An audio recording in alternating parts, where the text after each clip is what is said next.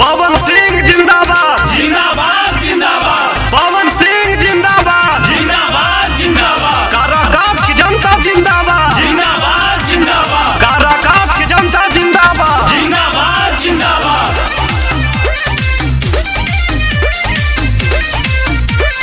जोड़ा तानी हम दोनों हथावा ये भैया पर को दियब की पवन सिंह के नैया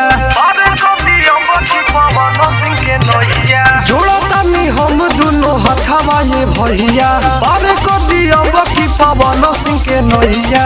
पावरस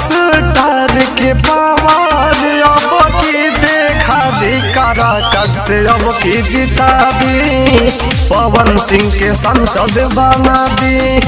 काराकाट से अब की जिता दी पवन सिंह के संसद बना दी पवन सिंह जिंदाबाद जिंदाबाद जिंदाबाद पवन सिंह जिंदाबाद जिंदाबाद जिंदाबाद काराकाट की जनता जिंदाबाद जिंदाबाद जिंदाबाद काराकाट की जनता जिंदाबाद जिंदाबाद जिंदाबाद माई उनकर कहले बाड़ी काराकाट के होवे पवन बेटा माई उनकर कहले बाड़ी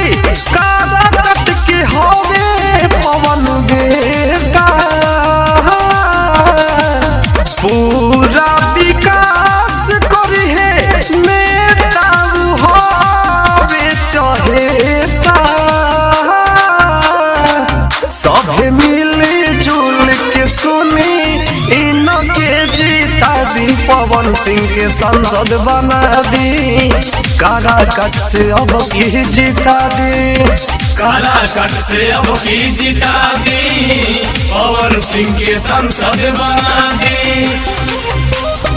पवन सिंह जिंदाबाद जिंदाबाद जिंदाबाद पवन सिंह जिंदाबाद जिंदाबाद जिंदाबाद काराकाट की जनता जिंदाबाद जिंदाबाद जिंदाबाद काराकाट की जनता जिंदाबाद जिंदाबाद जिंदाबाद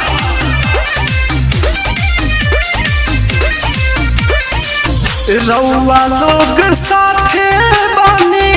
इनका के नइखे हो डर हो रउआ लोग साथे बानी इनका के नइखे हो डर हो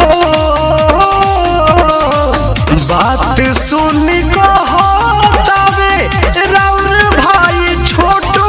टाइगर हो